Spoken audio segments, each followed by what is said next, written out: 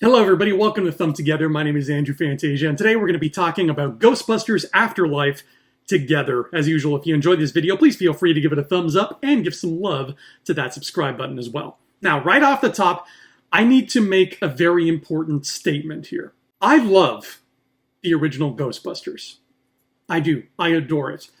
It wasn't even a big part of my childhood. I didn't actually see it all the way through until I was in my teens, but I fell in love with it nonetheless.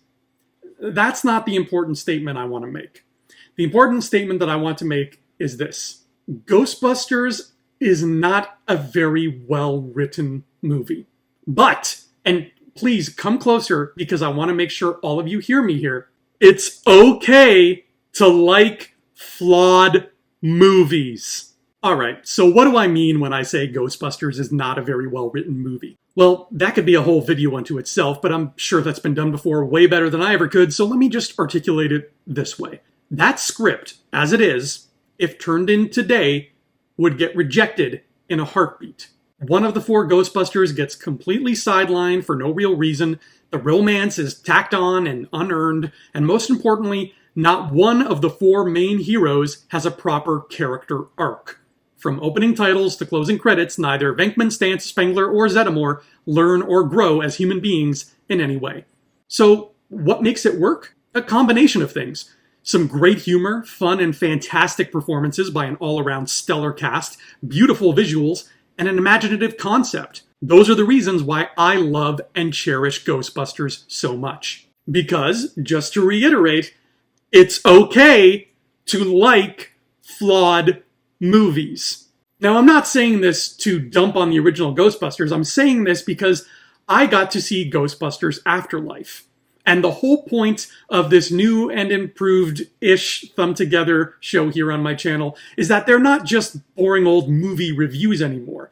Every one of them is a video essay that asks the question, what lesson about cinema, storytelling, or both can we learn from all these new exciting movies? I'd say it's spoiler warning here, but honestly, if you've seen even one crumb of promotional material from this movie, you know that the family we follow in Afterlife are the Spenglers, the estranged daughter and two grandkids of our old hero, Egon. And in the tried and true legacy sequel formula, the Spenglers slowly unravel the secrets of the past until the baton, or in this case, the proton pack, is passed down to them, so that a new generation of busting adventures can begin. Also, Paul Rudd is there, and there is no such thing as too much Paul Rudd. When all is said and all is done, our new batch of heroes saves their small middle American town from supernatural peril, and all of the original characters, excluding Louis Tully but including Gozer, come back for brutally short cameos. Cue the obligatory post-credit scene that's meant to launch the rest of a new franchise, and bada bing bada boom, you've got a motion picture. That's Afterlife in one small, unlicensed nuclear nutshell. But the thing is, Ghostbusters Afterlife should be applauded, because it decided to dive into a particular pool that the original movie never did. And that pool is the pool of sweetness. The movie dived into a sweet pool. Afterlife took the nesty plunge, essentially.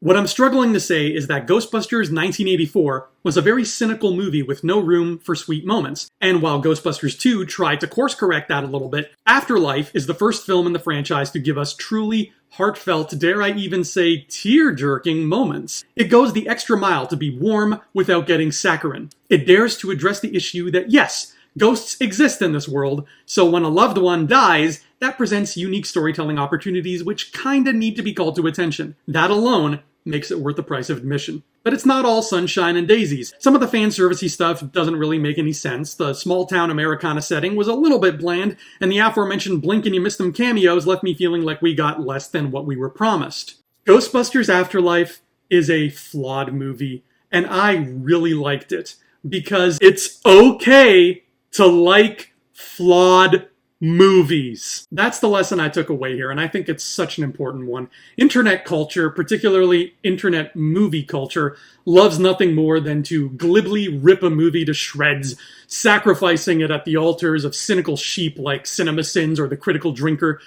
We often very easily tend to forget that these wild, colorful, wacky moving pictures we like to watch so much are meant to be fun, not flawless. If flawed people were treated the way flawed movies are, I would have absolutely zero friends. and so would you. We don't have to like everything we see. There are going to be movies that we just have no interest in ever seeing again, and that's okay too. But the next time a big legacy sequel or franchise installment or novel adaptation comes along, let's all try a little harder to leave our judgment at the door. Because if we keep holding out for that so-called perfect movie, we're going to be waiting and disappointed for a very long time. Unless we're watching Hot Fuzz, because that movie is just absolutely perfect in every way. Anyway, that has been Thumb Together. That has been Ghostbusters Afterlife. I have been Andrew Fantasia. You have been magnificent. I will see you all here next time. And until then, adios.